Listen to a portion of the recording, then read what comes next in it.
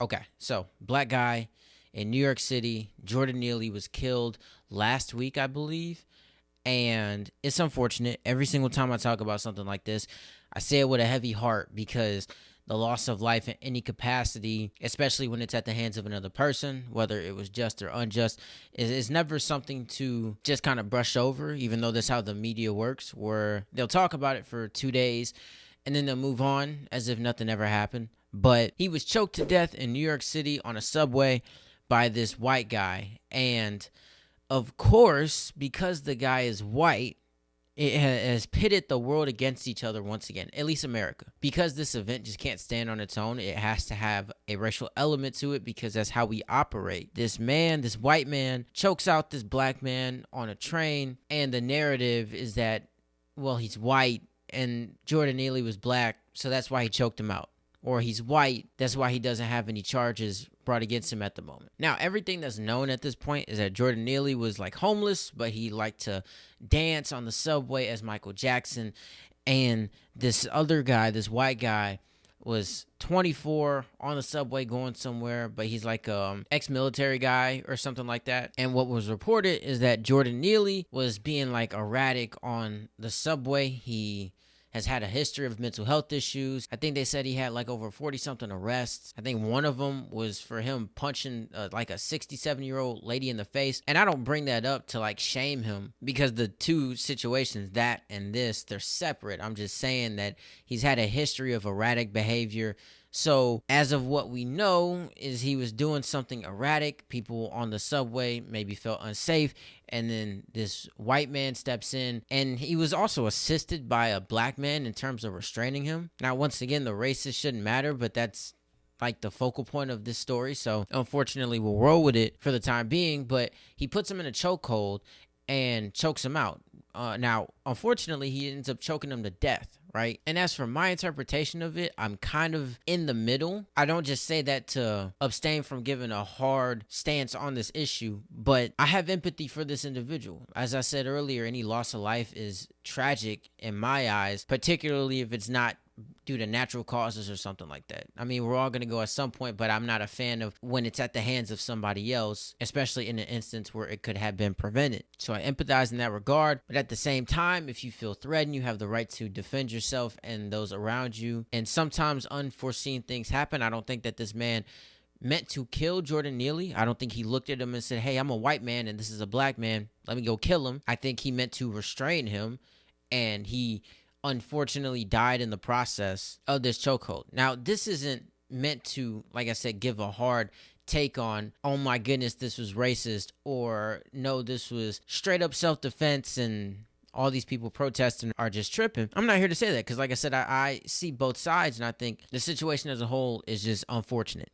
But what is so frustrating to me is when I see these politicians like get to politicking on like situations like this. It's so unnecessary, but they do not care what the situation is. They will go to work every single day of the week. And it's honestly sad because to me, it shows the lack of humility and just the desire to push any political narrative and agenda, no matter how divisive, simply because it benefits your party, it benefits your prospect of re-election, it alienates your base, etc. Right? I can't stand it. This lady, Ayanna Presley, she's a congresswoman, and her tweets piss me off on a daily basis, along with many other politicians, because they're directly divisive. It's not, hey, let me reach over to the other side of the aisle and see what we can get done. No, it's just, let me piss these people off because they're pissing me off, and then we're just going to go back and forth because that's how we operate. Because as politicians, we're just here to be partisan, and we're here to shame the other side, and we don't give a damn about working with other people. No. That's not in our job description. It should be, but that's not how we roll. That's how politicians are, especially people like this. She tweeted out a video of Jordan Neely dancing on the subway and captioned it with, he was 30 years old. Black men deserve to grow old, not be lynched on a subway because they were having a mental health crisis. Jordan deserved better accountability now. Couple things. All men and women deserve to grow old. The buck shouldn't just stop at black men. I know what she's trying to do, but it's completely unnecessary because a couple weeks ago, I saw a black man in downtown St. Louis shoot a white man unprovoked in the head, homeless man at that, and saw no outrage from her colleagues, or anybody else who's as vocal on this subject as they are any situation alike. Heard nothing.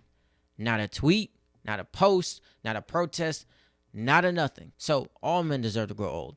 Black, white, Asian, because once again, we keep forgetting that Asian people live here. Hispanic people, Mexican people, all men and women deserve to grow old. So I'm not sure what the point of specifying black men as if those are the only people in this country who die early. Number two, insinuating that this man was lynched is crazy. One thing that I do not like is when African Americans in the 21st century use slavery, Jim Crow, and blatant segregation of the previous century and centuries before as a get out of jail free card for why their life might suck, why they are going through hardship, or why any number of things happen to black people nowadays. Yes, I believe it's unfortunate that this man has died, but there's been no investigation that has been completed. So to insinuate that this man has been lynched simply because the individual who choked him out was white, completely disregarding the fact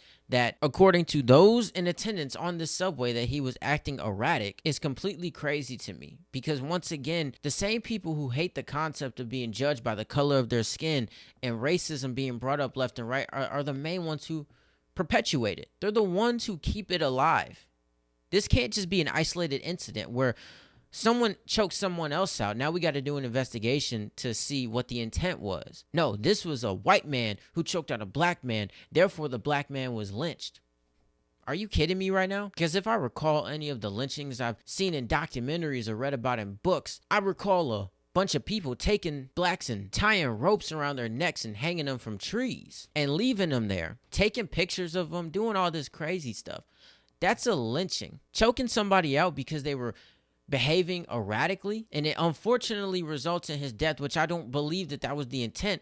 That is such a far reach, and it's a slap in the face to everyone who went through something during that time period. It's a complete slap in the face, but we dig into that oppression bag every day of the week when something unfavorable happens to black people. It's ridiculous. A racial element should not be involved with this.